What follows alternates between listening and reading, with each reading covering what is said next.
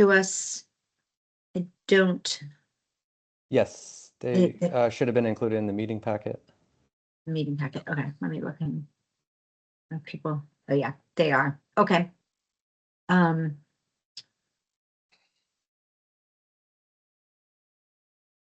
Have people had a chance to look at them?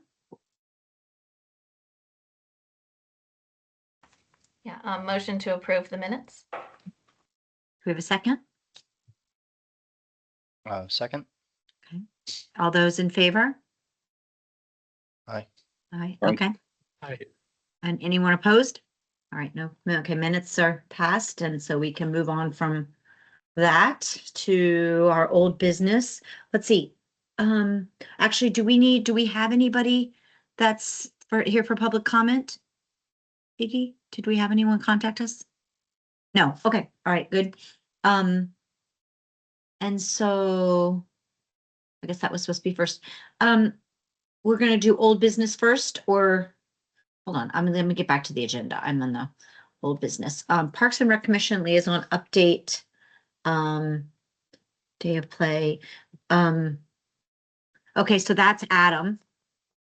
Or I'm sorry, or Hamilton. Yeah, I'm gonna let Hamilton because Okay. I actually wasn't at the meeting this Okay, last week, so. okay. Okay, the big focus of it, people gave presentations on different projects across the counties and walked through them, but the big presentation was net zero.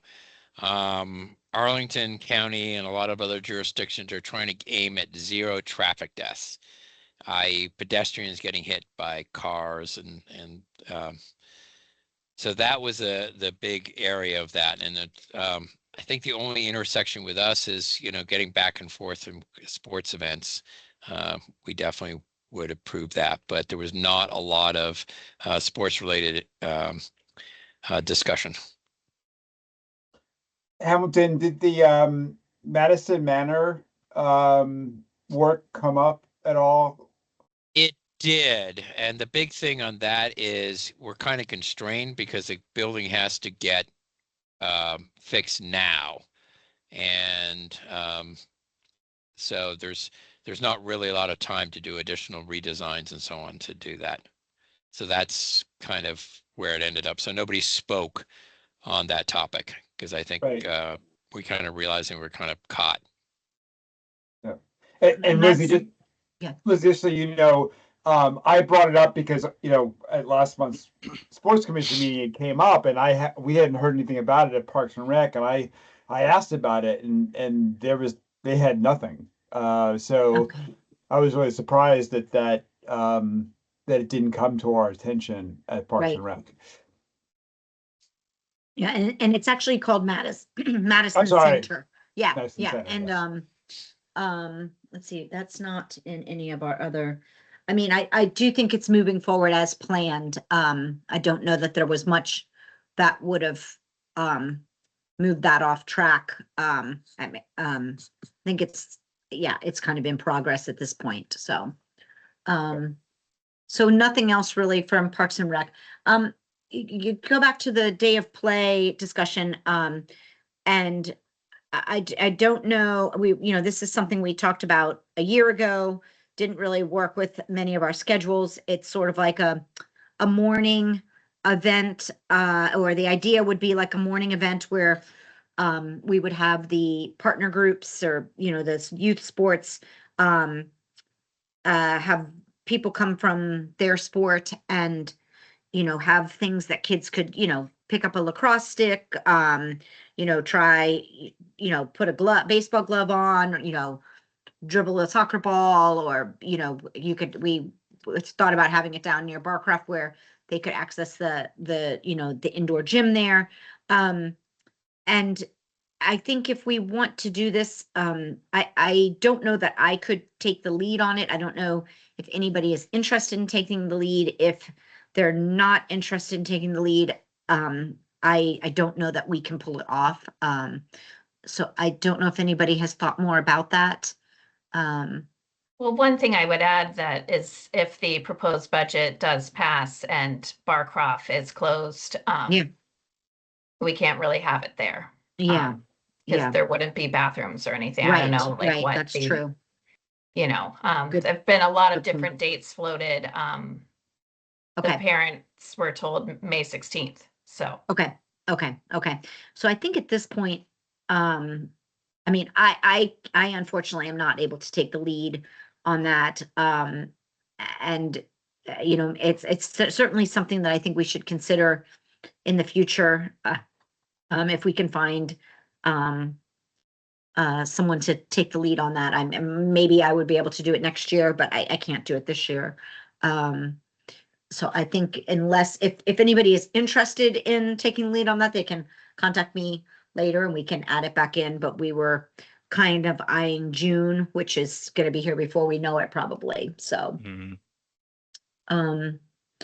okay, and then we can move on to new business. The Kenmore project update presented by the DPR landscape architect, Bernadette.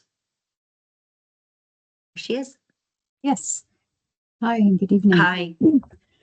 Great. So, want me to go ahead and get started? Yeah, I think that'd be great. Okay. Yeah. Awesome. So, sorry. Okay. My name is Bernadette Grillon. Glad to be here again this evening. I think I was here last September, Iggy, and I think we talked a little bit on synthetic fields. This is a synthetic field project, so kind of related. I'm happy to be able to give a presentation or at least an update of where we are on the project of the conversion from natural turf to synthetic turf at Kenmore. And I am a landscape architect supervisor with the Park Development Division, and I am the project manager along with Aaron Wohler on the project, the actual Kenmore Field project. So I wanted to give you a little bit of a overview of where we are, and then I think, oh, there he is. Tim, you can go ahead and maybe introduce yourself if you'd like. You're on mute. Okay, there we go. Apologies first to everyone for being a little late. Good evening. I'm Tim McIntosh, and I'm in the Parks Development Division and have been working along with Bernadette and her team on the Kenmore Synthetic Fields project. So thanks for having us. Great, thanks, Tim. So I'll go through a quick presentation and maybe open it up for questions afterwards if we don't address something that you want to know. Let me try to share my screen. And I'm going to try to do this and do.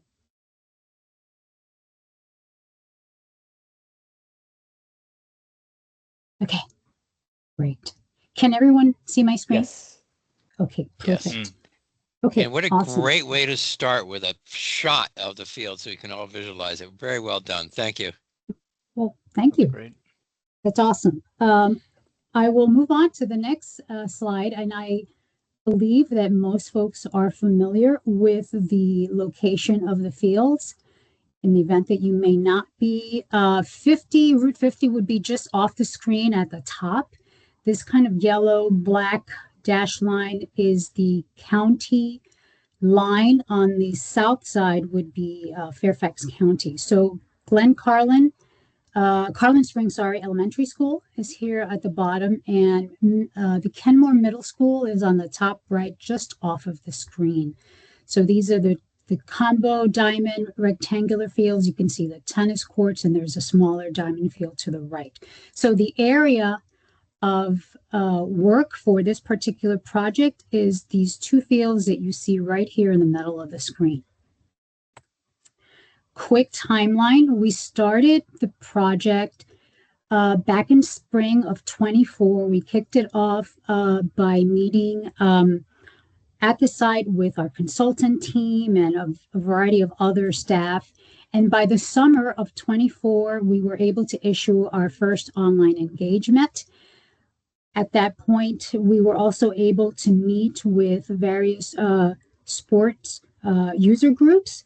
I think they were sort of like coordinated both by the ASA as well as ASF, and there were a few other folks at those meetings as well. I think we met at the Kenmore Middle School. We also had an opportunity to do a presentation to the Glen Carlin Civic Association. And we got a really good response on that initial engagement, probably upwards of about 700 comments. We followed that with a final engagement in the winter of 24. So later on in that year and in the beginning of the 2025, we pushed out our second online engagement. So we took all the feedback that we received from the previous engagement and the various meetings and that we had with the groups and the Civic Association, and we were able to update that plan. At that point, we took the feedback. We received about 200-ish comments at that point. We took some of that information we were able to incorporate into the plans. We wrapped up the construction document, and this past fall, we submitted our plans for permitting. At this moment, we are still in permitting, and our goal is to wrap up that and go into bidding this later on this spring. If everything goes well, we'd like to be able to bring this project before the board by the summer, end of the summer. I think July would be the actual last summer session. And we're shooting to aim that so that we can definitely start construction later on in the fall. So I'm going to put that on. Can I add just one thing? Yes. I'm sorry Sure. to interrupt you, but I think even before we kicked off, and if you mentioned this, my apologies. Even before we kicked off the county's engagement, we did have a large meeting with the user groups, and I think we probably had, oh gosh, what was it? About a dozen, maybe or so user groups that span from baseball, the soccer, flag football, and other various groups. So we kind of started off that way before we did the internal engagement that went out to the community. Just wanted to add that. Sorry. Actually, thanks for doing that. I kind of flipped it the other way, but you're correct. We did, before we did our first engagement, we did meet with those groups. So thanks for that clarification. I'd like to point out a few of our project goals. Our desire was to obviously optimize the sports that we were offering in the field, but we also wanted to ensure that we were improving access and circulation. So it's not only access from outside, but also internally, and how to get to the different fields and how do you move people around the site and ensure that it is easy and simple, but also accessible to users of all different mobility abilities. We want to ensure that also the users would also have a really good experience at the site. And as I walk through the plan, I'll describe a little bit more about that. But we also wanted to ensure that not only those who are visiting the site because they're going to play sports, but we wanted to provide an opportunity for the adjacent neighbors to be able to want to come to the site as well and be able to enjoy the facility. We wanted, of course, to make lighting much more efficient, and with our Musco lighting, and I can speak a little bit more to that later, it is a lot more efficient and much more, I would say, honed in onto the site with very little spillage outside of the area. So it has less impact on the adjacent neighbors, and it's really honing in on the sport and the field.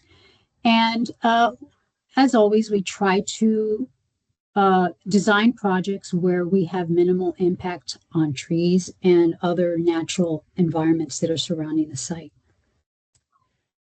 So this is our final concept, and this is the concept that we sent out during that last final engagement. Once we moved into the CDs, or the development of the construction drawings, this has changed actually very little. The internal, if you see here, the internal fields where we have the smaller diamond field on the upper left, and on the bottom right, we have the larger diamond field plus the two overlapping rectangular fields. That layout is basically the same. We've done some really minimal tweaks to the external improvements. And I'll just do a really quick run through of what we're proposing here. So as you can see, we have the smaller diamond field, one that's 50/70, and then we have the 60/90. The outfield is 225 for the smaller diamond field, and the outfield for the larger one is about 350. You can see by this kind of dashed black line with little boxes, that's what we're proposing to be the placement of the outfield temporary fence. In the interior of the field as well, we have two overlapping rectangular fields. So the larger yellow lines are two full soccer fields, which measure 210 by 340 each. We also have the blue lines, which those will be junior soccer. So we are able to get 4 of those. The red lines on field A represents field hockey, and the red line on the field B represents lacrosse. We have this external path, which is represented by this dashed kind of gray line, and that allows a continuous path around the entire perimeter of the field. So it allows for access at various points, which really is going to improve how folks will be able to get to different aspects of the field, depending where they want to go. In terms of the diamond field, we are providing covered dugouts. We also have bullpens on each side that's represented by the 3s here, and you can see that here on both of the larger and the smaller diamond fields. We are also providing on the batting cages, and that's represented here. We're proposing those right next to the existing tennis courts. We also have a covered seating area here represented by the 1, where we're providing sort of like areas for folks to be able to, for spectator areas where they can bring their chairs and whatever kind of seating they'd like to just kind of bring to sport events. We'll have those seating areas in a variety of places. We will also have we have a storage facility, and that's one of the changes. We had initially thought of placing it here next to the double batting cages, but we are actually locating it more on the opposite end where we think it makes more sense, somewhere around the, if you can see my mouse where I'm trying to circle it, somewhere in this area. It just makes it a lot easier for maintenance crews and the access in and out of that's where we will be storing, the temporary outfield fence. So it's going to make it a little bit easier to get the fence in and out of the storage facility. What we're also trying to propose is here we hadn't quite flushed it out, but we're providing a path that will connect on the northern end to the intersection or the dead end of 2nd Street and Manchester. Our Arlington Neighborhoods program has a project where they're improving pedestrian improvement on that intersection. So we want to be able to tie in to that work that's being done there. The other thing we're also trying to do is we're providing access from 2nd Street from the existing sidewalk. We're not adding sidewalk, but what we want to do is that we want to tap into that existing sidewalk and be able to provide stairs, as you can see here, for folks, any folks who may either come from the northern side, whether they're parking or they may be living in the northern section of the park, the fields, that they will be able to access safely the site. We did notice there's obviously a lot of user paths. People are coming down that really steep slope, so we felt it was very important to make it safe and provide those steps there. We're also tying in on the southern end. There's an existing path that comes from the the Carlin Spring Elementary School parking lot. So we are making sure that we're going to be able to tie into that existing path. We're also providing some lighting to make sure that that path is lit at the appropriate times and it makes it safe. Part of the reasons why we're doing these different things is because currently the fields don't have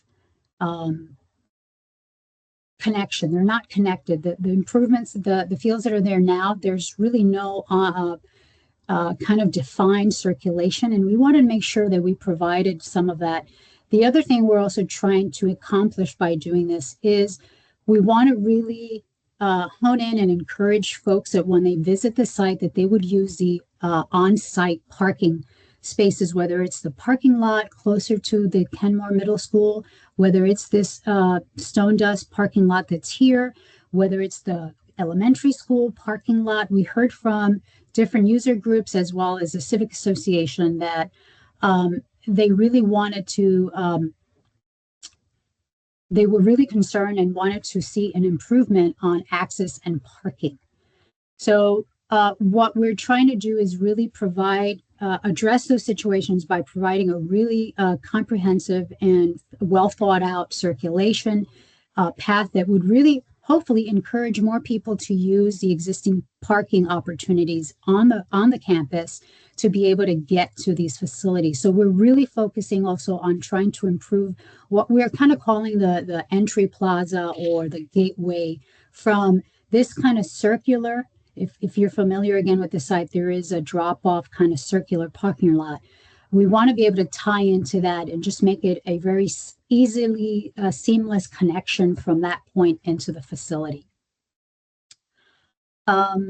The other issue, I guess, idea that we worked on this particular plan is trying to provide accessibility to all the different features, but we also felt that it was important to make that a continuous loop because we could have done it in separate ways, but we realized quickly that if we could make this just continuous loop, it would be a great feature, not only for the users to access the different areas of the complex, but if you have folks from the community who just want to come and want to kind of walk and have an opportunity to just do some exercise. So we try to create this kind of loop.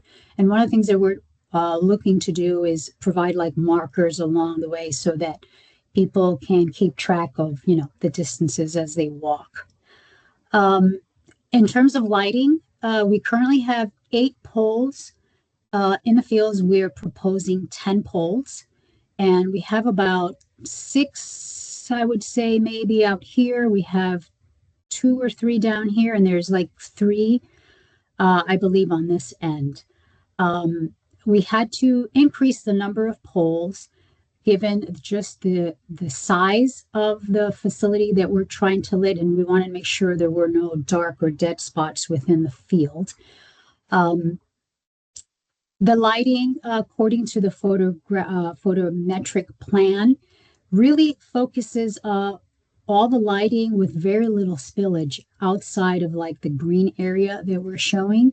It also provides lighting for the perimeter path.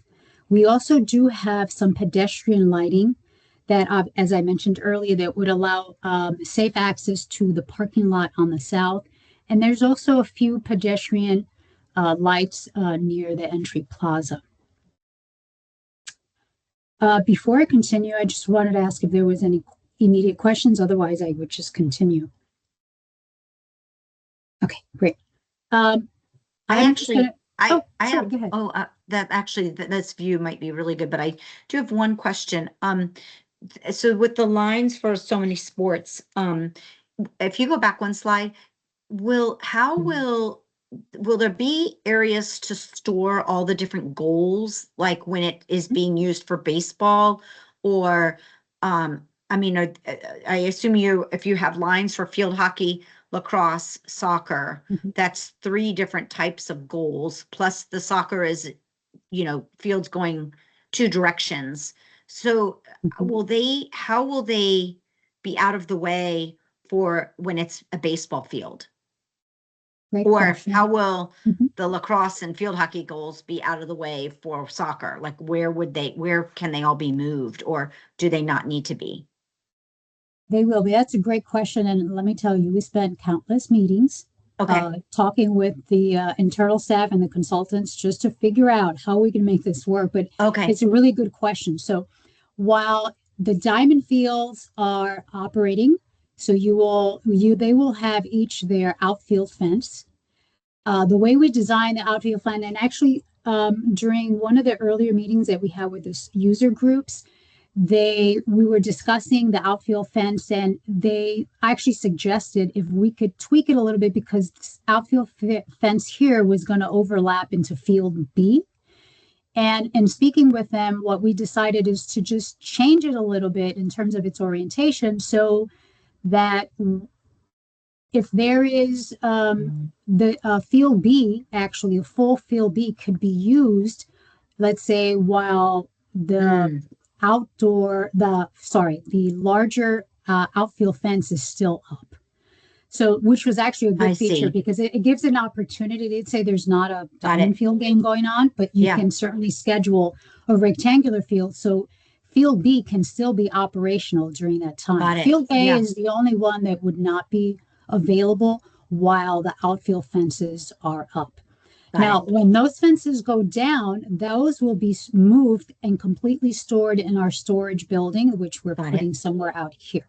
Okay. Now, in terms of the goals, let's say the diamond fields are in play, where are these goals going to be? So if you see these fours, I don't know if you can see mine. So that area, we have gates that we are providing, and that entire area will be available for pulling out or moving or rolling the goals to those areas. So those are storage areas for the goals. So we have one up here, and we also then have one down here. It's a slightly smaller one here. And then there's also some area, you can see some leftover green that has no lines. That's also another location where we can store goals. And again, this area, actually, this entire area here, if it's the rectangular season, then this area totally here can be used for storage or just rolling off. I see. Okay. Okay. Great. Thank you. Sure. But that was a very good question. Let me see if I can go to the next slide. So I'm just going to show you a few. Bernadette, there's one more question here. Sorry. Yeah, so thanks so much for the presentation. So I was just curious, it's been a while since I've been over there, but off to the right, it looks like there's that other natural grass diamond field. And I remember having my son play baseball over there. Is that an APS field? So that would not be part of this? So like right along in your slide where the yellow is on the right-hand side of the border? You're speaking right somewhere there. out here, right? Yeah. Yeah, exactly. I think that's where there's a baseball field, but that's grass. But is that APS? Yeah. You're talking about this field right here on the right side of the tennis, correct? That's right. Yeah. Yes. So that is not part of this project. We're not touching that. That's going to remain as a grass natural field. All of this is APS, but there is an agreement between APS and DPR in terms of the usage of the different fields. And that is completely, that's outside of the limits of work of this particular project. So again, that will remain grass, and we're only touching these two fields here in the center. Got it. Yeah, I was just trying to orient myself as to where things were. So the existing plot that you were just walking us through, that's currently lit and also natural grass, or is that synthetic currently? Are you speaking about the ones in the center? Yeah, like right in there. Yeah, I thought there was synthetic back there as I've driven by there, but maybe no turf at all. There's All grass. There's no synthetic turf. That's all grass. Yep. Okay, got it. Yeah. Okay. It's fully grass, no circulation. There's just some backstops and the light poles, and that's about it. You must think that Kenmore 2 is looking so green that it was turf. Maybe that's what it was. Yeah. Unless it was just brilliantly done because there was erosion in there too. So I don't know if you can make it artificial turf or road. Got it. Thank you. Sure. I'm just going to go through a few aerials that could just help you visualize what we're proposing. So this view, we have 2nd Street on the upper right hand, Carlin Springs Elementary School. So Fairfax County is on the top of the field. So we're looking at the larger diamond field to the left, the smaller one to the right, and you can see how the the sports lines will be overlapping the fields. And then you can see the asphalt path that kind of goes around the perimeter. And then we have another aerial. This would be the backstop from the junior or the younger diamond field. Just a perspective there. Here, I think this is us looking at south. This would be Fairfax County back here, and the elementary school would be here. So this is, if you remember on the plan, this is what we're labeling Field A, but those numbers may change, but just based on the plan, this would be Field A. So the smaller diamond field would be to the bottom right. And this is another aerial, and I think this one, yes, this is again from the smaller diamond field is on the bottom field. The upper one is the larger diamond field. And you can see the placement, the rough placement of the outfield fence for both the larger and the smaller diamond field. And then some of the leftover space while the diamond field is in place. So as you can see here, this is where we were proposing kind of just, instead of doing the traditional kind of like a circular outfield, we just changed it a little bit here to allow that rectangular field to always remain available should it be needed or desired. And let me see what else I have. Oh, okay. So I have here a couple of, here's the final plan for that entry plaza. We are receiving some donation money, both from the Arlington Soccer Association as well as the Arlington Sports Federation. And in terms of acknowledging those donors, we decided to we created this really nice plaza area that would showcase the donor names and plaques. So one of the things we wanted to do again was to encourage, while doing that, we also wanted to encourage folks, as I said earlier, to try to use the internal parking. And one of the ways we were trying to do that is by creating this kind of gateway or entry into the facility. So we're just tying into the existing paths that are there. We have two paths, one that will take you to the southern portions of the site. One will take you further to the north and will also connect you to the double batting cages. This path here is just a tad bit wider, so we're considering access for our maintenance vehicles. So should we have to bring maintenance access through this, we do have another one from 2nd Street, but this is also a secondary entrance. This little plaza here, what we're proposing is a wall that is kind of broken or at an angle, which will, from the circular parking lot, will have the name of the facility, the county, and the APS logo on that.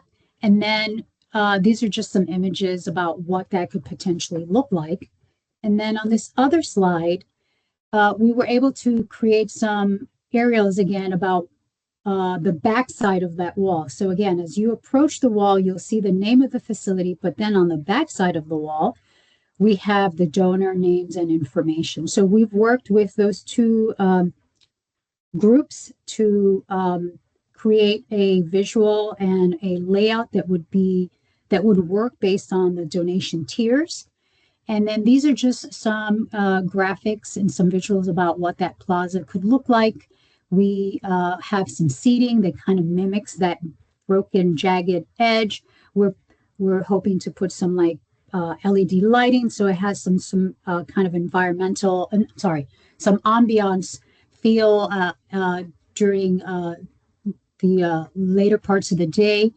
And it would be it's going to be a great place where folks can kind of gather and have wait for their pickups, or even just have small activities or events, organized events, if that's what groups wanted to do. And I think that is it. Thank you so much. That was a great presentation, and we really appreciate your time. Sure, I will open it up to questions. I see one, Adam. Yes, I have several questions. I hope they'll be relatively quick. One is, can you provide the length and width of each of the rectangular fields spaces? not the length of the lines, but the full length of the usable area of those two rectangular fields. So let me zoom in a little bit. So like from the blue line on the north side to the blue line on the south side, and then the blue on the left and the blue on the right for each field. So the full soccer are 210 by 340. And that's And in, that's in the yellow. feet. That's the big yellow. That's in feet. That is correct. Yeah, so. The 210 by what? 340. 40. Okay. Then next question is the batting cages. That square at the top, what is that? Is that a some kind of a storage area, or what is in that square at the top? Initially, yes, it is a storage area for the outfield fence. That was our initial placement of that building, but after further conversations with the consultant team and also with our internal staff, that structure is not going to be there any longer. We've relocated it to, if you can see my mouse, it's going to be, let me see, can I do a shape? It's going to be somewhere around here. Okay, so there's going to be one storage area for the fences, for both fences back in that corner. Yes. Okay, got it. It probably makes more sense because it's closer to where the fences are going to be. Correct. Is there a reason why it looks like you have room for potentially, based on the diagrams I've seen, 3 batting cages as opposed to 2? Is that incorrect, or is it possible to consider building 3 chutes or cages? That's a good question. I'd have to see the grading situation here is not flat. It actually drops. I'm not quite sure. I think it drops down towards the tennis courts. So at the moment we're proposing 2. I'd have to get back to you on that one. Okay, but I presume it would be a cement or a concrete floor for it, correct? So then the grade wouldn't matter too much if you're gonna be building in a concrete floor. Right. I'd have to look at this because I know there was, and I'm not quite sure in terms of I guess I want to look at cost too. I think I was just going to say that, Bernadette. I mean, I cost is think a that's one certain of the factor on reasons this why. project. Yeah. Even if we have the space and even if the grading lines up, I think we're getting really close to the estimate of where we're at, that it's going to be really challenging to add another one. But I mean, obviously Bernadette can take a look at the grading, but I think last time we got the cost estimate from the consultant, Bernadette, we were really close to what we had, if I recall. Well, actually, we were a little over. Yeah. Okay, well, at least look at it. I mean, it's probably incremental cost, since you're already building 2. Adding a third one, I would imagine, wouldn't be all as expensive as if you didn't have it there. Sure. And that could be a point of fundraising. Someone sponsoring the cages. Okay. The fencing material. Can you tell me where I see the first one? Where's the second batting cage? It's 2. That diagram doesn't represent it. If you look at the 3D models that she was showing us, you can see two sets of cages. Yeah, if I go here, let me see. Oh, sorry. Where was I? You can see 2 here. Yep. So that rectangle represents 2 batting cages. And you think they could fit a third one in? Or that's what, Adam, you're saying, maybe a third one could go? Right, space wise. Okay. Yeah.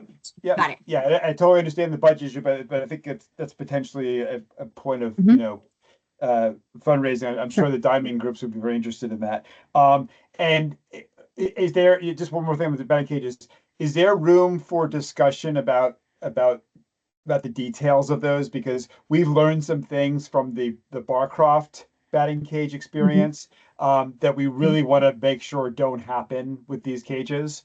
So I'm hoping that there's maybe an opportunity to speak to the diamond groups about the cages. Not like huge differences, but just the netting, the way the netting works is really important. And so we'd appreciate it if that could be arranged, just so that we can make sure that we don't repeat the mistakes that were made with the Barcroft cages.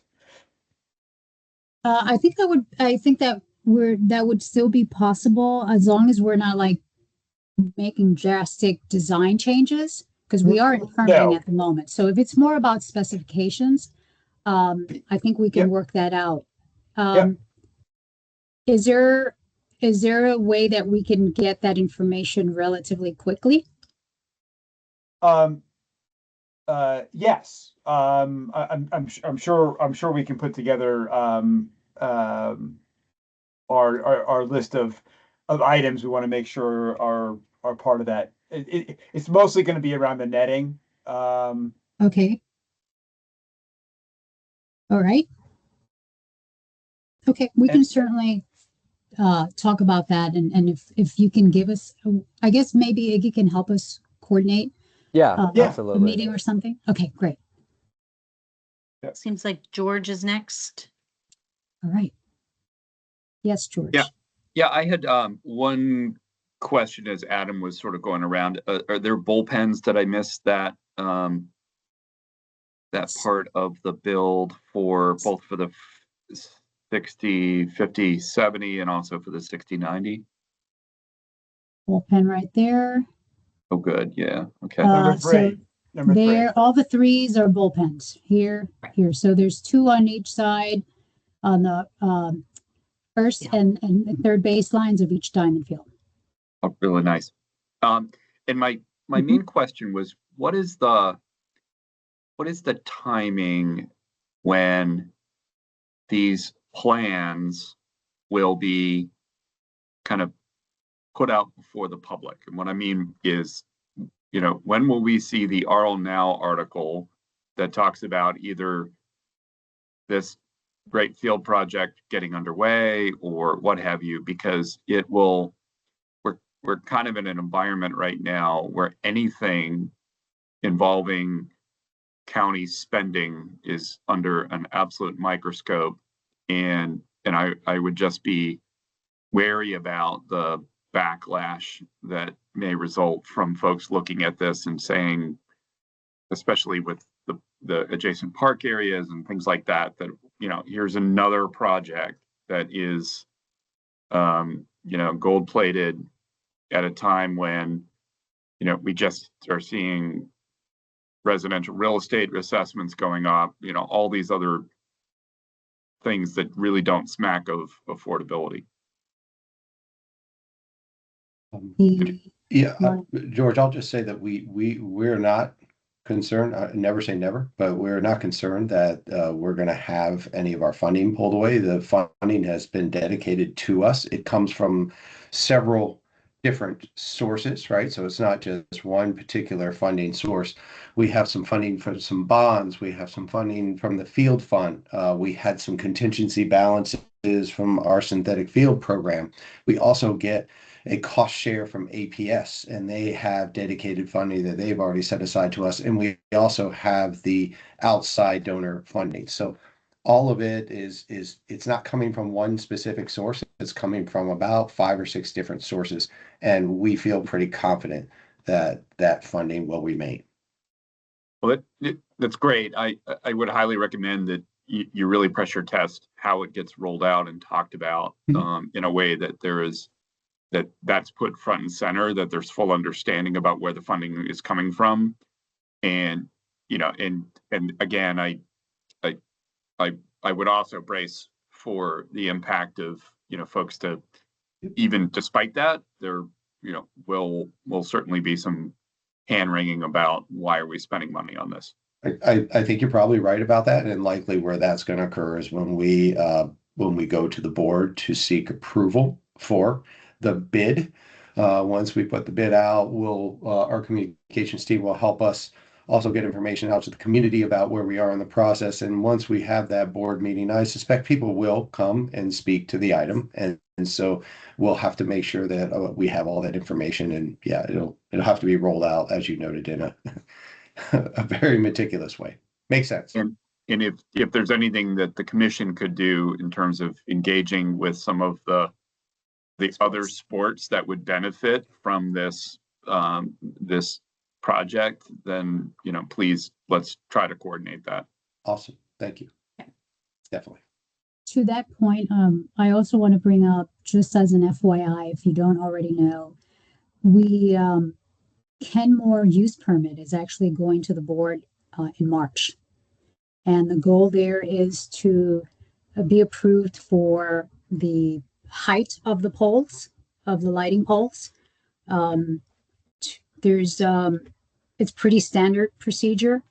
We're just writing off of an existing, it's an amendment, I think, right, Tim, of an existing use permit that was issued to APS. So there's probably no concern or any real hesitation that it would be approved. It's a pretty standard procedure. And actually, the existing light pole, the proposed light poles are not getting any taller than the existing ones. We just have 2 more, but we're not exceeding what the existing pole heights are. Peter? I wanted to ask, so the surfacing on the fields will be synthetic. Is there a different surfacing for the infield on the diamonds? That's a good question. So it's going to be all of the infield is all synthetic turf, outfield and infield. So they will be different colors. Okay. Yep. So that you're able to distinguish, but it's all synthetic. Great. One thing I also wanted to point out is that it will have a natural infill. So it's not going to be the rubberized infill. We are exploring. We have 2 fields already in the 2 or 2.5 fields in the county where we have a particular infill product. We are constructing 2, right? One is at Greenbrier, and then we also have TJ Lower, where we're installing a corn cob as the natural infill product there. And we're trying to craft or structure the bid documents in a way that we can request either those 2 products, and we want to test a 3rd one that we're very excited about. So there's going to be at least 3 infill options for our bidders, which I think we're really excited that will give us a good product. Yeah, great. My concern was that about the change of the surfacing for when it's in use as a soccer field, hockey field. Yep, that's perfect. Great. I think it's either Sam or Hamilton. Hamilton. Yeah. Just really quickly, I just looked at the construction. How long will the actual construction take? Our estimate at the moment, it's at least 12 months. Okay, so actual construction will be 12 months from initiating. So that field will be out of commission for 12 months. Yeah. Just for you. Okay, cool. So one thing I didn't mention, and part of the reason why it's not only because of the sheer size and all of the work that's going on, but the actual fields themselves will be the stormwater management facility.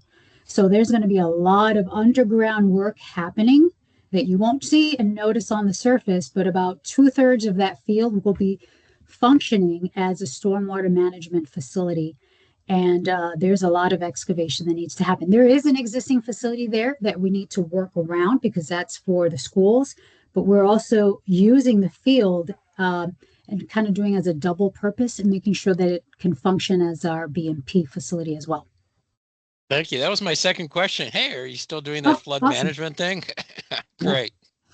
That was one of my questions too, was where's the runoff going? So thank you for that.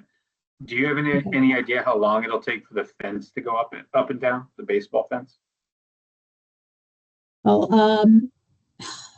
That's a really good question. It's supposed to happen relatively quickly because the setup, the type of product that we're using, it's like an L, right? So the on the infield side, on the field side, you just have the vertical.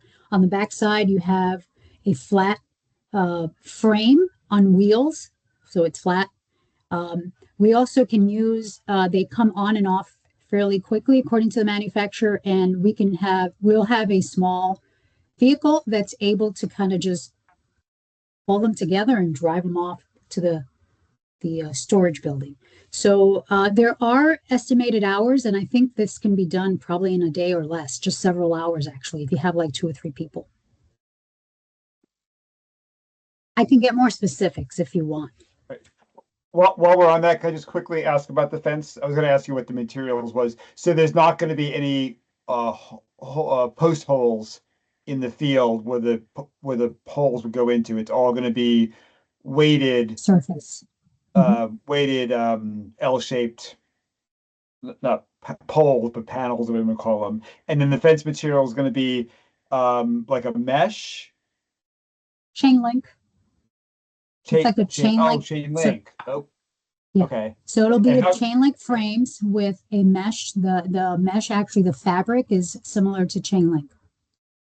Okay, but it's not metal. It's made of. It's like a synthetic, like a plastic, or is it going to be metal? No, I believe it's a metal fabric similar to chain link. Okay. And how tall are they going to be, the fences? I know we're doing 6 feet on the larger diamond. The smaller is either 5 or 6. Okay. Thank you. I think Joe was next. Yeah. So, and this may be more of a question for Lizzie, but given I agree with George that there could be some potential community response as this gets rolled out. And I didn't know if that's something where the commission typically has written a letter to the county in support or something like that to express support about the benefits of a project like this from members of the community to maybe blunt any negative reaction. I think we could do that. I do think that the funds have all kind of been allocated. So I feel like, I mean, when it is going, I guess when the bid goes, maybe we would offer something at that time during the bidding process. I don't know what would be recommended. I think what would probably be something that would be helpful. Usually our bids will go on the consent agenda on Saturday, and they're approved, as you know, as a batch. And occasionally our items get pulled from consent and they have to be heard as a regular hearing on Tuesday.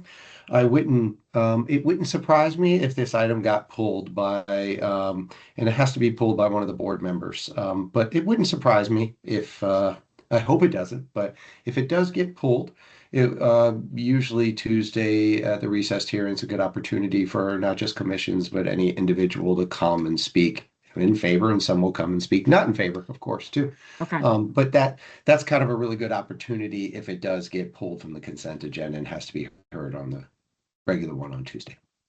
Parks and Rec usually writes a letter when we're supporting a project.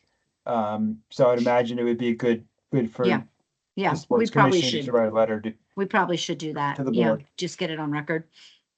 And it sounds like that stormwater, system would be a good element to incorporate as a potential benefit to multiple areas, not just on sports, but just for the local community and the immediate houses to avoid runoff and things like that. Joe, how do you feel about starting a letter for us? I'd be happy to. Okay. I may need some more Okay. direction about the benefits, maybe from Bernadette, your presentation, but I'm pretty familiar in the work setting of writing letters like this, so Okay. I'd be happy to try to start something. That'd be great. Just FYI, the stormwater management feature is not an option. It is a requirement so that we meet our stormwater regulations, right? It is good, and there's a lot of positive benefits to it, but there's no way around it. And so we're providing it because our internal staff would, we need to meet our MS4 permitting, right? That's essentially why we have to have it. One of the reasons. There's lots of benefits. Yeah, I'm just trying to think of ways to sell this. Yeah. Yeah, So absolutely. I just want to thank you guys for coming. This was obviously very informative. And we will, you know, if we have any other questions, we'll reach out to you. Yeah. Li- Well, thank Lizzie, you for having us. And a quick shout out to Bernadette and her team. They've really done an amazing job of balancing a lot of different priorities and Yeah. interests and really getting this field to a place where we can have these multiple users. It's not perfect, and I'm sure we'll find out there's some things that maybe we need to tweak, but her and her team have done a great job. So thanks to Bernadette. Yeah, thank you. I'm sorry, I had two tiny questions, I promise. Sure. One is, Okay. are you presenting to Parks and Rec anytime in the next few months? We did already, didn't we, Bernadette? That's a good question. I we feel like went- we have, but I'm not Yeah, If we we sure. went did, to it the would have been Parks. a long time ago. Maybe. We can check on that. Okay. I believe we went there fairly recently, but if not, yeah, we can look into that, Adam. I've done I a can't number of remember. these. I lose track. Yeah, I mean, I think we've had a presentation before. We have had a lot of new members, and I knew the project's getting closer to the time and being sports. I think it was good for all of us to get kind of up to speed on everything. So I think when we came before, Lizzie, we really focused more on synthetic fields as a a concept, and we Well, talked we- about the benefits, but we didn't get too much, if I recall, Bernadette, we didn't get too much into the Kenmore project, but we did talk about synthetic and yeah, I know we had a tour over at Kenmore a while ago, but that we have a lot of new members since then, and Right. certainly we had seen documentation from you all about the plans and stuff like that. So Great. okay. And then my All last right. question is about the control. You had mentioned about APS.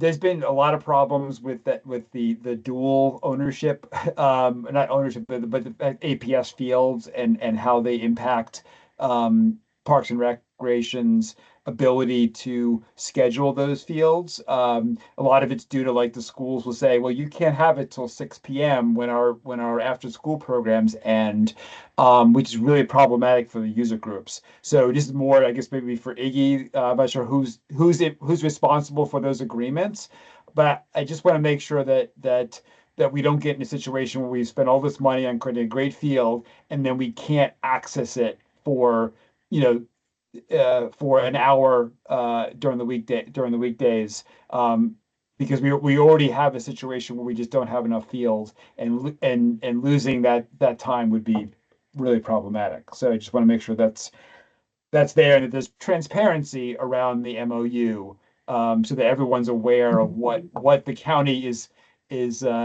agreeing to when it comes to the field. So that's my last point. Great. Thank you, Adam. All Well, right. great. Thanks, everyone. Thank it's a you. pleasure. Thank you very Thank you much. for having us. Thank you. Any Good night. additional questions, just let us know. Thank you. Good night. Have a good night. Thank you. And I'm All sorry, right. I can't take my hand down for some reason. Oh. Oh, The Teams not doesn't allow me showing. to take my hands. Oh, it's not. showing. it's Oh, not it's showing. me. Okay, great. Okay. Okay, all right. So we are on to community center, past visits, unique user and facility reservation hours. Hamilton, this is you. Community centers. Yes. Let me share my screen here. Okay.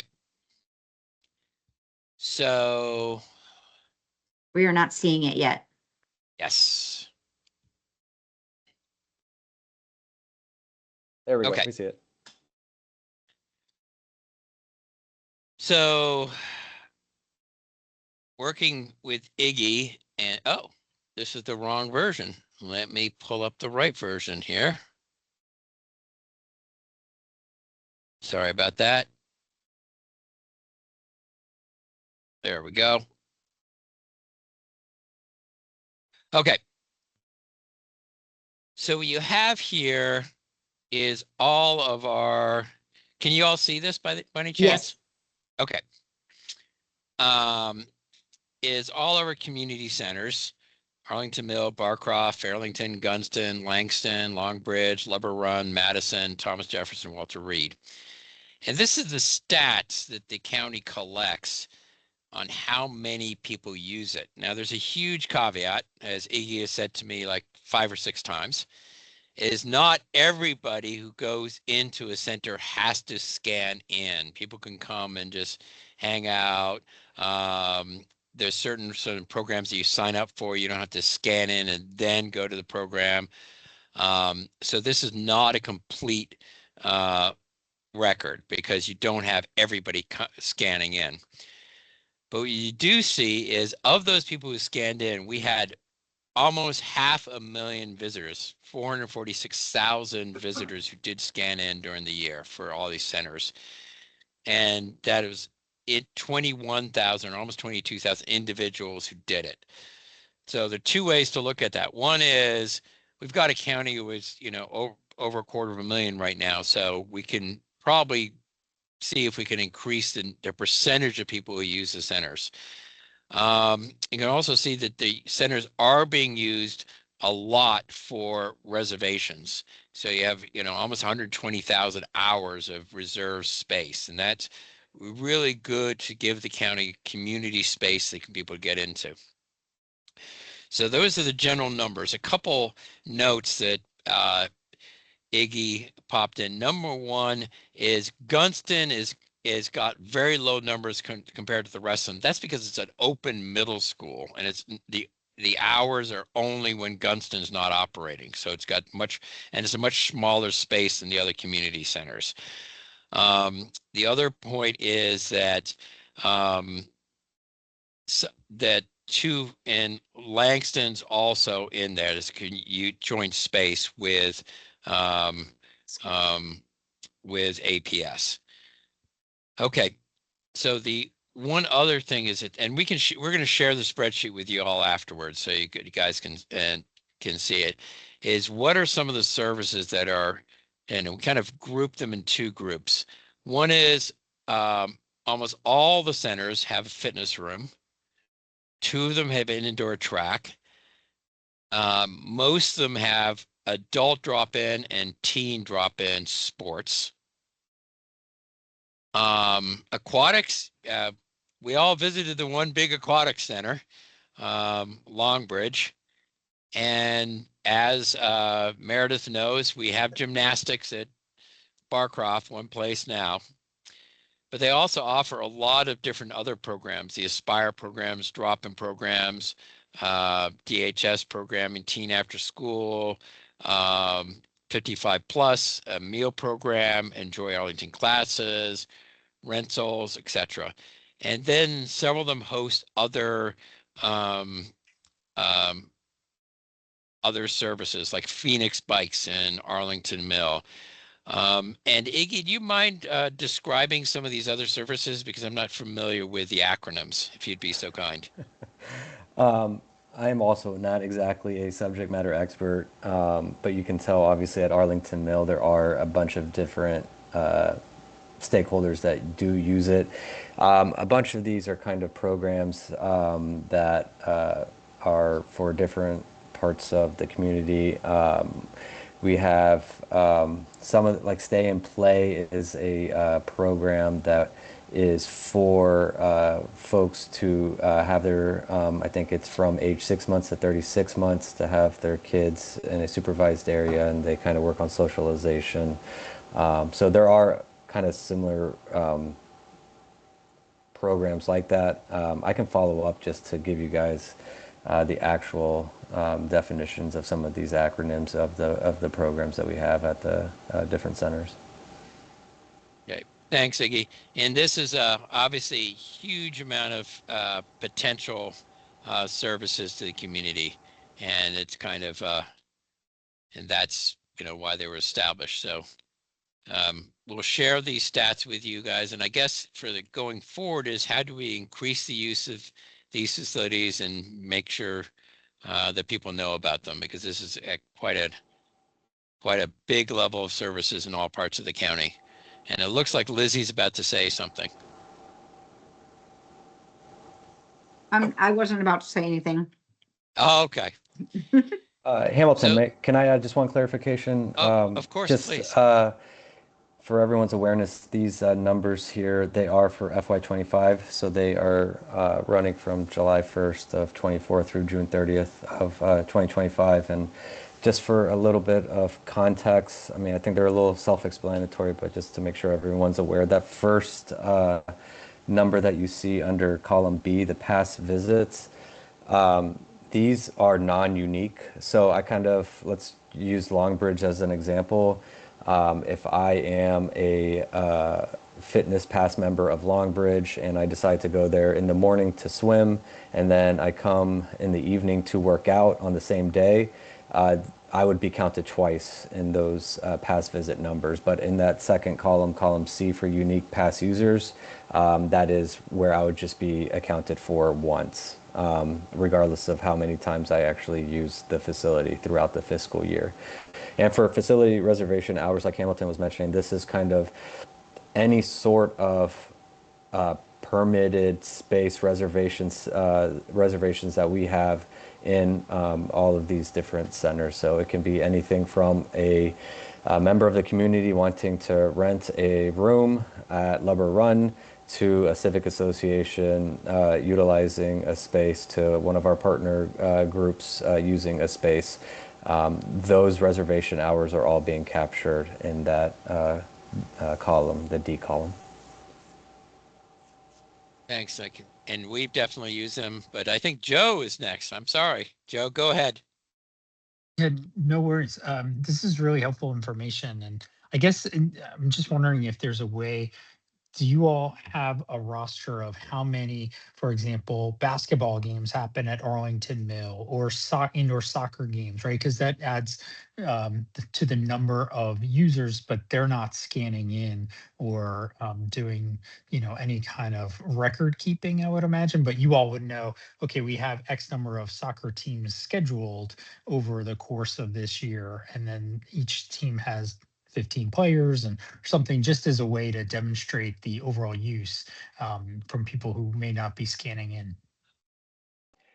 Yes, from a sports perspective, that's definitely right up our alley and what we kind of manage, and that's data that we can get. And like you said, I mean, for some of the centers where we do have our DPR youth basketball games, obviously folks are just coming into the gym spaces. They're not checking in. Longbridge is a little bit different with Arlington Aquatic Club. They do actually are supposed to scan in to come into the pool spaces. But just to kind of also just reiterate Hamilton's point, some of the spaces are meant as public spaces, kind of similar to libraries. In the lobby areas in these centers, you're not having to swipe it to check in. You're able to come, you're able to sit, you can use the Wi-Fi, you can use the restroom. So these are, that's kind of by design. But for some of the certain amenities that do require a swipe, that's where those numbers are coming from. So from your fitness passes, any individual that has a 55 plus pass, that's all going to be accounted for in the swipes. Our teen passes as well, those would be accounted for in the swipes. But with classes specifically, you see on the far right with the enjoy classes that we have them at virtually all of our centers. So those that are non-55 plus folks are going right to wherever the class is being held, and the instructor is typically the individual that is verifying enrollment in that specific class. Okay. Yeah, that's a good idea, Joe. So getting more stats about the number of teams and so on. Yeah, I've been at basically all the ones that have basketball, but like that Thomas Jefferson Saturday morning basketball for young kids, I mean, there could be 5,000 kids. It's great. Like in there. It's amazing. It's a ton of people. So it's just, that would be a true reflection of the value of to the community, right? So we have We have a branding problem with our Saturday morning basketball program because it now goes well into the afternoon. It's not just Right. Saturday morning, Right. which is a good thing just in terms of the Very amount popular. of kids that we have in that program. Yep. I'm sorry, You I can can't count- raise my hand. So I just have one thing. I'm wondering if it's possible to get data on the actual number of pass holders, so we can kind of get a sense of the percentage of what is the maximum that we'd be looking at in terms of if they were all using the facilities. And then have you looked into the possibility of having some kind of a the buildings, you can get these counters that will count how many people come in the door. And I'm wondering if that's something that the county's considered potentially getting, so that you can get a better handle on the real numbers of people who are using the facilities. We do, so our facility staff do regular building checks that are going through the different spaces and actually doing counts of all the individuals in those specific designated areas. And that's kind of a twofold thing as to why we do that. One, obviously to get a better accounting of the number of individuals in each of the different spaces. Also, just to have our facility staff monitor the different areas that, you know, aren't going to be right next to the front desk, and making sure if there's any issues that we can be proactive in addressing those specific issues. So I'm wondering if those counts could be used with some kind of a formula standardization kind of thing to help estimate those numbers, so that we have a better sense of what the full use is, along with what Joe's saying about the numbers from the leagues and all that. Yeah, I mean, that's something I think we would have to, I mean, I have not personally looked into that, and that's something I think there's probably some privacy considerations, and I would suspect that it's something that's not tracking any sort of actual data of the individual, but just counting a movement, I guess, of sorts, right? But it's no different than the pass. I mean, you've anonymized the pass stuff. You're not keeping track of the individual there. You're just saying the numbers. It'd be the same thing. We're not talking about, saying who's in there, but the right, but then, I mean, obviously when you're signing up for a membership, we're asking for certain bits of information, and there's no, again, to use certain parts of the facility, that's not necessarily something that we're requesting or requiring all that information for. If you're wanting to just come and sit down in, the lobby in Longbridge, obviously we're not asking for your ID. Right, and that's not what I'm not talking about that. I'm not sure where the privacy would even come into this. I guess I would have to get a better understanding of what exactly the technology you're talking about. Okay, got it. Yeah. I think I think Adam is just thinking like you have your turnstile and just counts how many people come in. Right. It doesn't have anything. It's a sensor. Yeah. It's basically a sensor. That can tell. That's all. Thanks. Okay, well, if there's not any more questions about that, I think the next thing on our agenda is the kind of the budget overview. And I don't know if many of you received, there was a message that came out from DPR about fiscal year 2027 proposed budget and fees in an email. Did people get this email? Probably, I mean, I think I just got it as a resident or something, but I guess the main cut that's, probably on everybody's mind is the the competitive and recreational gymnastics program at Barcroft Sports and Fitness. Another thing that was being cut is it's not being cut. There's a freeze on a wood shop programming that's at Thomas Jefferson Community Center Art Studio.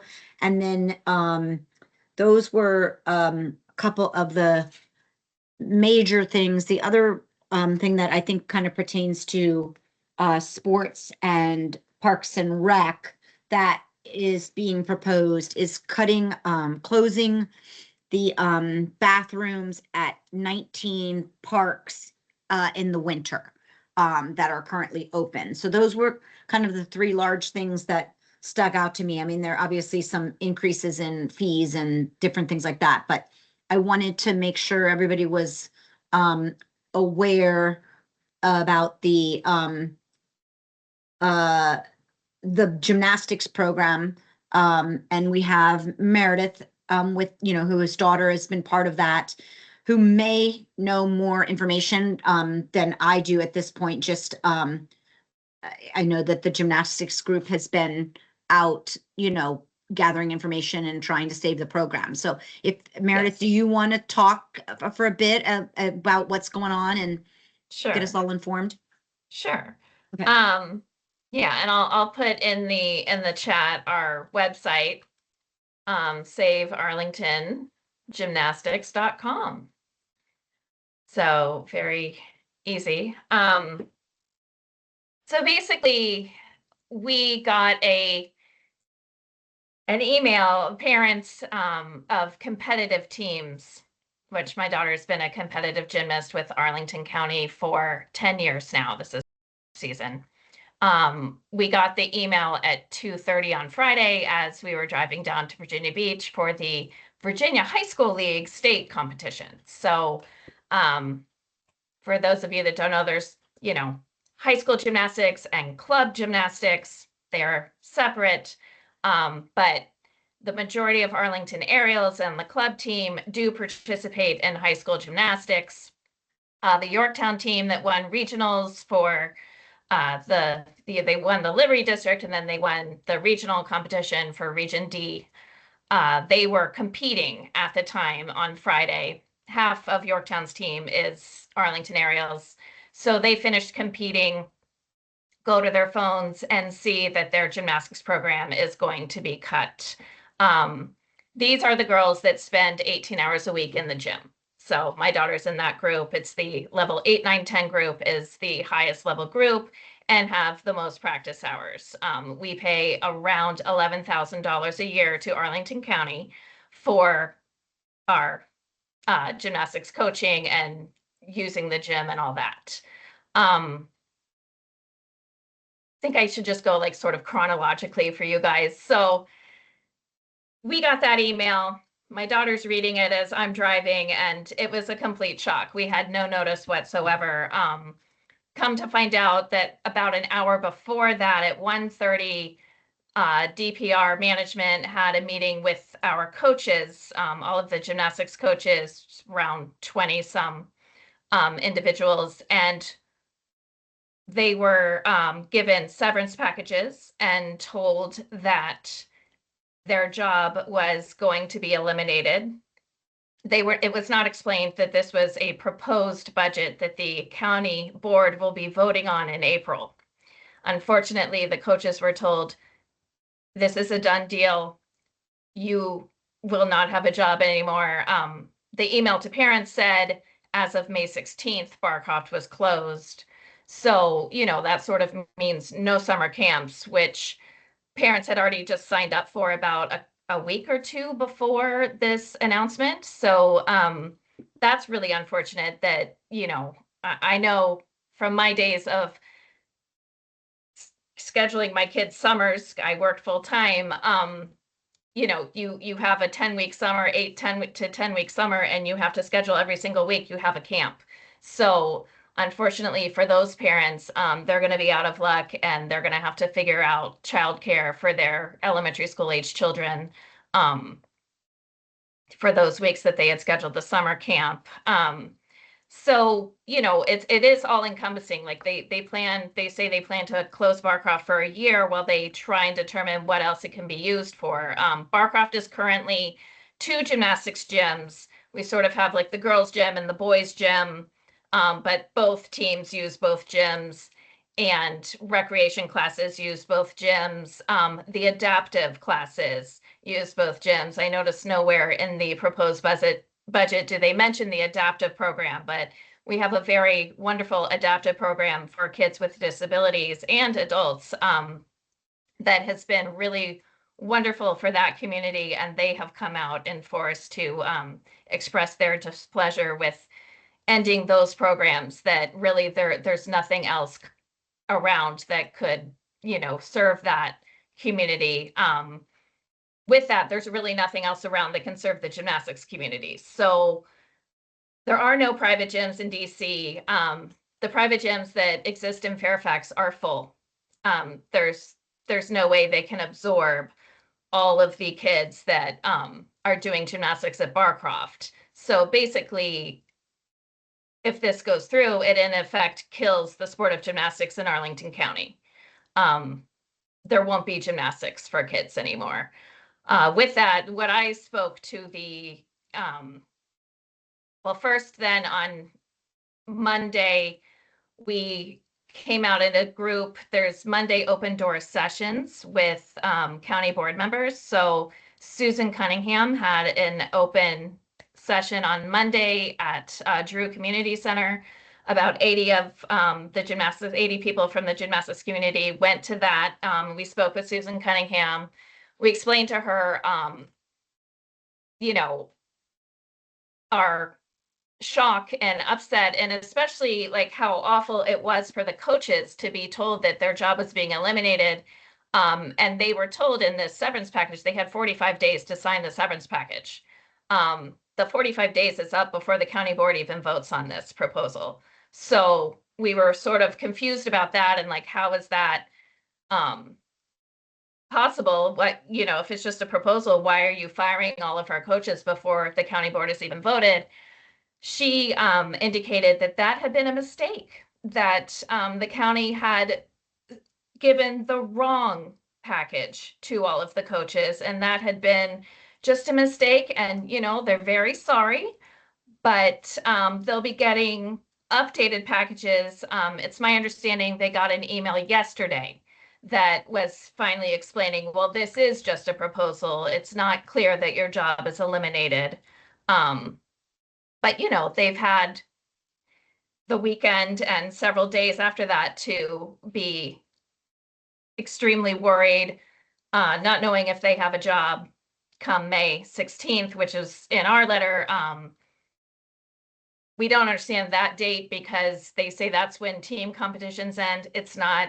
We have state competitions that will be going through May 17th, and I think maybe even the weekend after that. It's not clear to me. So that was a little odd. Their dates are all wrong. But at any rate, so we met with Susan Cunningham. She was wonderful. We had a very good, productive, I think, discussion. The community is willing to work with the board to come up with new ideas for funding. Unfortunately, I think, the program has been mismanaged for a very long time by DPR. And just one example, the rec classes, we used to, about 2 years ago, we had 50% more rec classes than we do now. The rec classes have decreased by 50% because DPR claims they can't hire enough coaches. That's been a constant issue, is HR. I work for the federal government, and so I know it can be very difficult sometimes to hire people, and you have bureaucratic things that happen. But from what I've seen, Arlington County is a lot slower than the federal government. And we actually have a mom in our group that applied to be a part-time coach several months ago because she saw that we need coaches and she can do this. She has gymnastics experience. So she put in her application, applied for a part-time job. She has never heard back. She is still waiting to hear from Arlington County if maybe she could be hired as a part-time coach. So,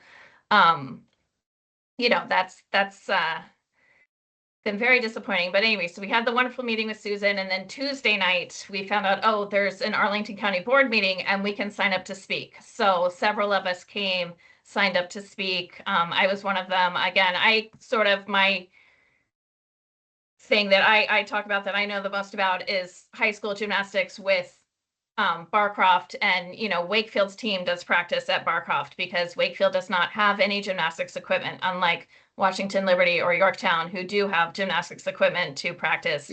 Wakefield does not have any. So they practice at Barcroft, and it's wonderful that they can practice at Barcroft because Wakefield's within walking distance of Barcroft. So they can just go straight down George Mason and around the corner, and they're right at Barcroft. It's less than a mile. It's really easy. We had practice right after school this entire past year. And the girls, don't even need a car. So that's been wonderful. Wakefield's team has like doubled in size in the last 4 years since my daughter joined it. She recruited a lot of people to join the gymnastics team, was really excited once she saw, freshman, sophomore year when they couldn't get a team score because you have to have 4 kids compete to get a team score, and they weren't getting that. She said, well, we're changing this. So junior year, the team doubled in size. She recruited a lot of cheerleaders that have some tumbling experience, and we got them going. So this year they were much more successful, and but all the Arlington high schools, would be affected by this if it were to go through. If girls can't do gymnastics, they're not going to have the success that they've had. Every single high school over the past 4 years has had gymnasts on the Washington Post All-Met team. So, to be selected as Washington Post All-Met, I think you all know, if you're familiar with high school sports, is a huge, huge deal. They're the best of the best, and Arlington gymnasts are the best of the best in the state. So it is a huge, huge thing. Again, we're, working as much as we can to try and convince the county board that this would be devastating to these girls and the boys. The boys team, they were featured on NPR during the last Summer Olympics. There was a huge NPR story about our boys team because so many boys teams have been closed down across the region, and they're basically one of the only ones left. So, when the county says, well, it's fine, you can just go to a private gym, in all honesty, that's a lie. We can't go to a private gym. The private gyms are full. They have wait lists. They can't absorb us. And to be honest, the commute time from Arlington County would just be too cumbersome for any parent to be able to get your kid from school to the gym when they have to practice 18 hours a week. I mean, these are 4-hour practices every night. You can't get there. Like rush hour traffic, good luck getting all the way out to Burke and the, Fairfax beyond. So you can interrupt me, Hamilton. You can ask. Go ahead, Hamilton. Yeah, I just wanted to ask one question because and I'm showing my age now, because it used to be that the Y also had some gymnastic stuff in the north of the county. Are they still doing that? They do. It's a very, very small gym. It's headed by the Washington Liberty coach, Joe DiMedio. He plans to speak at the next county board meeting in support of us and keeping Barcroft. He actually helped the founders of Barcroft. So Barcroft started, Arlington Gymnastics started 47 years ago. So it's been around for about half a century. And Steve Garman, who is in USA Gymnastics now, and then Tim, and I'm going to mispronounce his last name. It starts with an M, but Tim's almost 80, but they started the program. It started actually at Gunston, and then Gunston was really just too small. They moved it to Barcroft, is my understanding. Another thing is, in 2017, we had a ribbon cutting ceremony to open that second gymnastics gym. So if anybody remembers Barcroft from back in the day, I do, because my son played indoor soccer on the basketball court there at Barcroft. So there was so much demand in the county for gymnastics, if anybody else also remembers doing DPR signups, gymnastics has its own separate signup. So at 7 a.m. you had gymnastics sign up, at 8 a.m. it was everything else. So there's a huge, huge demand for gymnastics in the county. Everybody loves the rec programs. The team is the rec programs feed into the team. My daughter started doing rec at age 3, and in 3rd grade, started on the competitive team. So, you know, we had a ribbon cutting ceremony in 2017 to open the second gym. So I don't know how much money was spent on that. I mean, I think somebody was saying around $3 million to open the second gym, and it's been less than a decade that we've had the second gym. And then, you know, the other aspect of all this is it's a $1.7 billion county budget. Mark Schwartz was saying the savings this would be is $969,000 a year. So I'm not a great mathematician. My husband can do these numbers in his head immediately. I'm not that gifted, but that's a really, really small percentage of the budget. And, you know, disadvantaging all these children that have loved this program for years and years. And, you know, the adaptive kids, that whole community, the rec kids, the competitive teams that spend so much time that, you know, they all talk about it's their home away from home. My daughter is a senior and has just applied to colleges. Her personal statement talks about the two places she feels at home, you know, her home with us and the gym. So it's really quite a wonderful, inviting, inclusive community, and to just do away with it as a $969,000 budget item is really, really, you know, we can't comprehend. And again, it was so shocking. We had no idea that this was even a remote possibility. Joe, did you want to say something?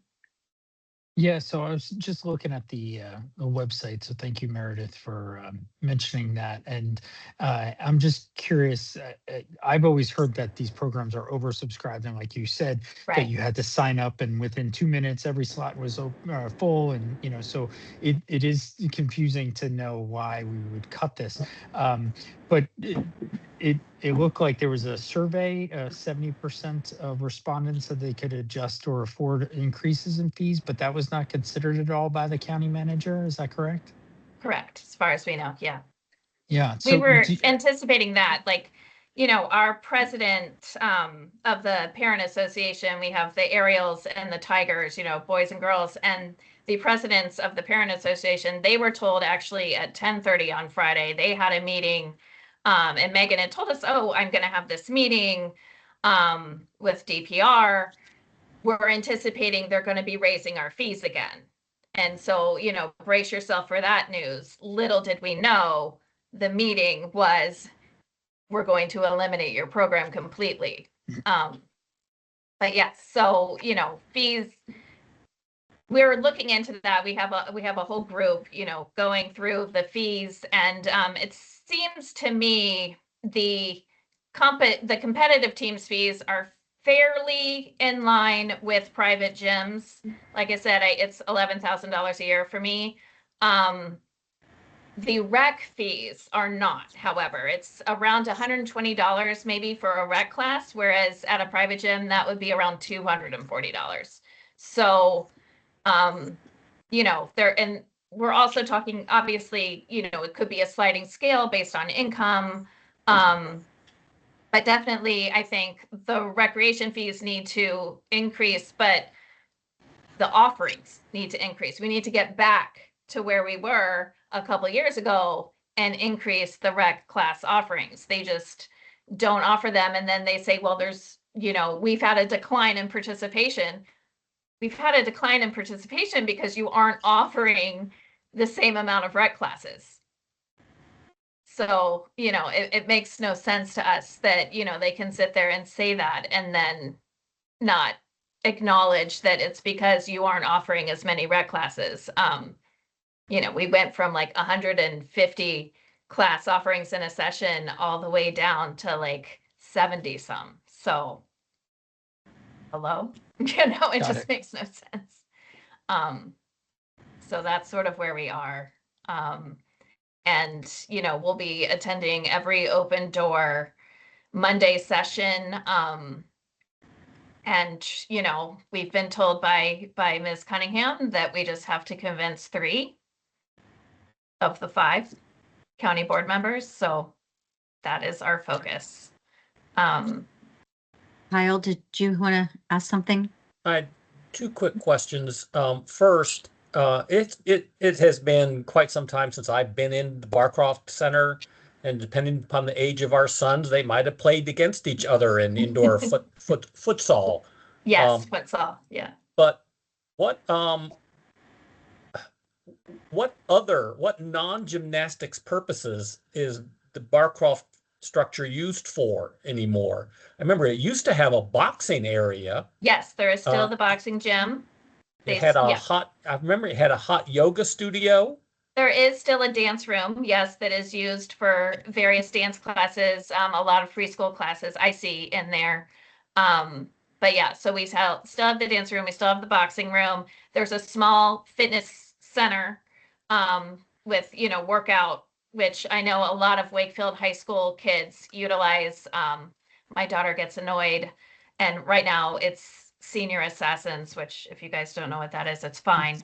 But I know Dr. Wilmer's laughing. But she's like, somebody's gonna come get me, you know, I know they're gonna pop out of that fitness room because they know I'm here. Because they know she's always at Barcroft. But yeah, so she is.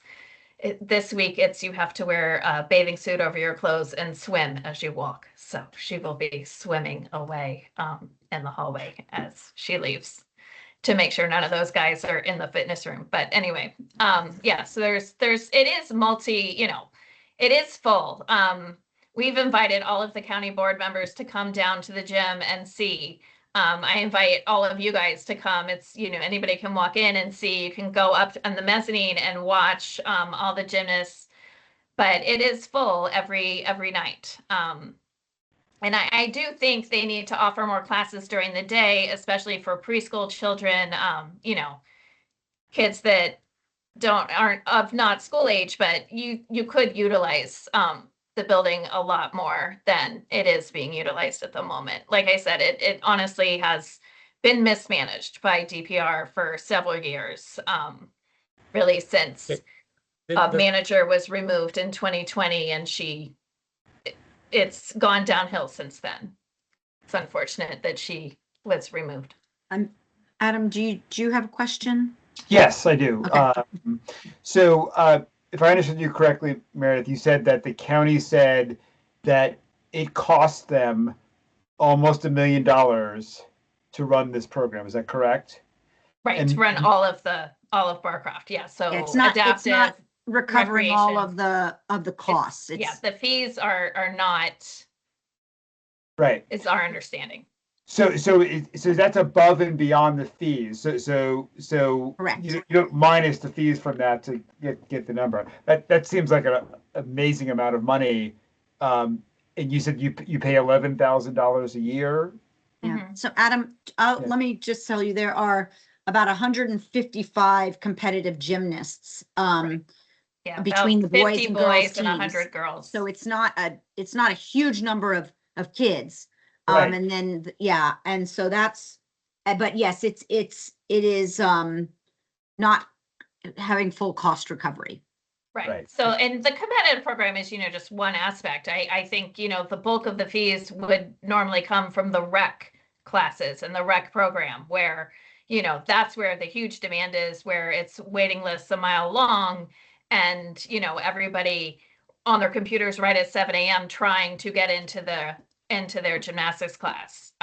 There's huge demand, and it's unfortunate that they've, you know, not been offering the same amount of classes that they used to. Right. And then do you know if the county had considered spinning off the program as a private program, but offering the facilities so that they could be independent, still have the program? Obviously would cost more, right, but at least there was a possibility that the program could continue. Right. That is a wonderful idea that we are all exploring, that we wish the county had asked about. But no, it was immediately like, your program's being eliminated.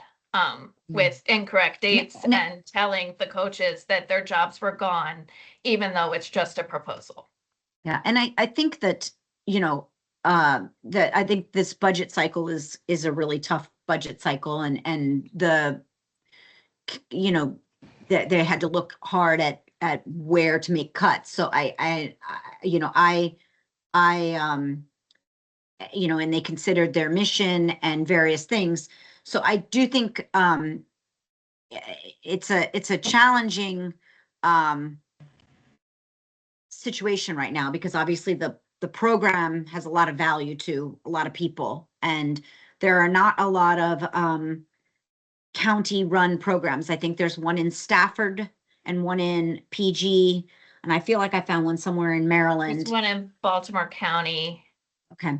And so most of these gymnastics gyms are private. So it is, Arlington has clearly held on to this one for a long time.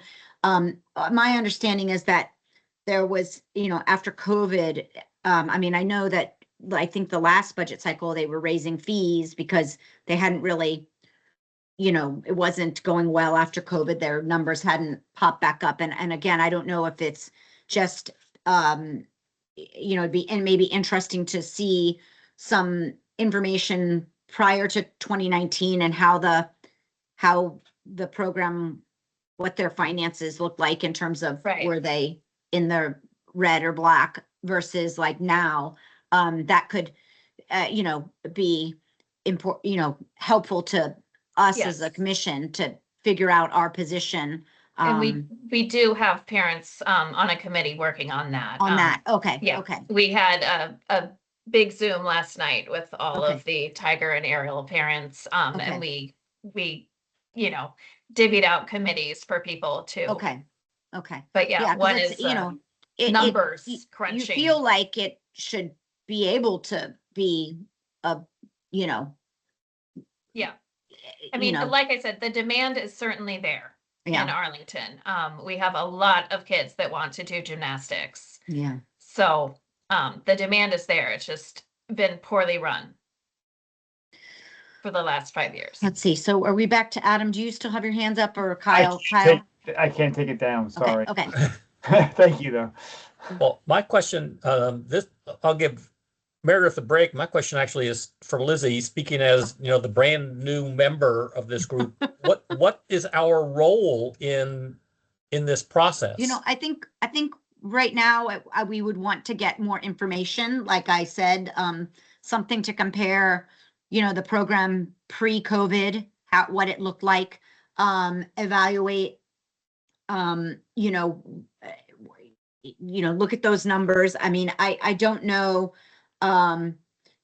We probably need some information from outside gyms, and I don't know what else. I have some notes here. What are the costs of other programs in the area? What would fees have to be to have full cost recovery? What are the class and programs that are being offered? What does the gym schedule look like? How many staff are employed? Like, is there a way that this could be, has it ever been, covered its cost is my main question. And if it has, then, what happened to cause it not to be?